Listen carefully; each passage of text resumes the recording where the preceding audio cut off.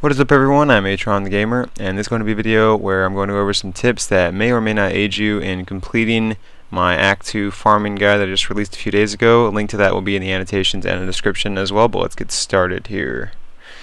And the first thing I'm going to be going over is in the Black Canyon Mines, as this was the first spot that I suggested to hit up. And I already have some champs on me, and as you can tell I haven't killed anything else yet, so this is actually the safest place to kite them initially. If you are kiting them, or whether you be ranged or melee, you might want to kite them over here, because once you get across the bridge, well, getting across the bridge, this is pretty much safe. Once you go a little bit further up the hill, you're in a little bit more danger, but you can use the bridge to your advantage because it's always clear. There's never any mobs there. All you have to worry about is that little pack that can be there to the left of me right now.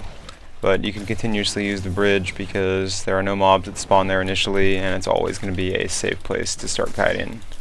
The next spot we're going to be looking at is in one of the dungeons that can spawn in your game, and it can actually spawn in any of the dungeons. It's just a chance to actually spawn. There's basically this little bridge here, and as you can see, this rare is stuck because it is too thin for him to cross.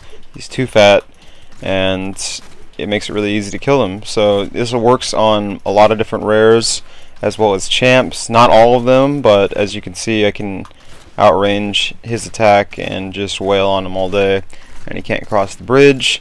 And again, this can be found in either the ruins, the crumbling vault, or the chamber of the lost idol, but it's a chance, so it may or may not be here. Next thing I'm going to be going over is how you can use these walls. Well, they're sort of like a portal wall that basically does not allow ranged attacks to pass through. That does include your own, but as you can see, you can dodge attacks off of this mob right here. But more importantly, it's going to work better for elites, obviously, because that way you're not getting hit by something really hard. And you can also use Frost Arrow as a Demon Hunter, and as you saw, as long as it hits that first target, then it will go through. So this is something that actually penetrates through this wall, whereas most projectiles will not. So I thought that was really interesting, and it can be helpful if you're a Demon Hunter, but you can also use these to your advantage against ranged elites. Here's a better example, because here's some elites. Well, it's a rare and his minions, and he's ranged, so if I zone through, he can't hit me. I can dodge the attack with that and come back through and attack with my own. If that minion gets close enough, I'll actually be able to hit both of them. You can shoot around it too if you really want, but a lot of the time they just move out of the way. I can do things like this, come in and go out, and he shoots and misses.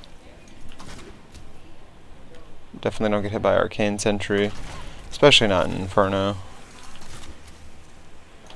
But as you can see, it can continuously run in and out, and it makes him really hard for him to hit me. So this makes it a lot easier, or at least I think so.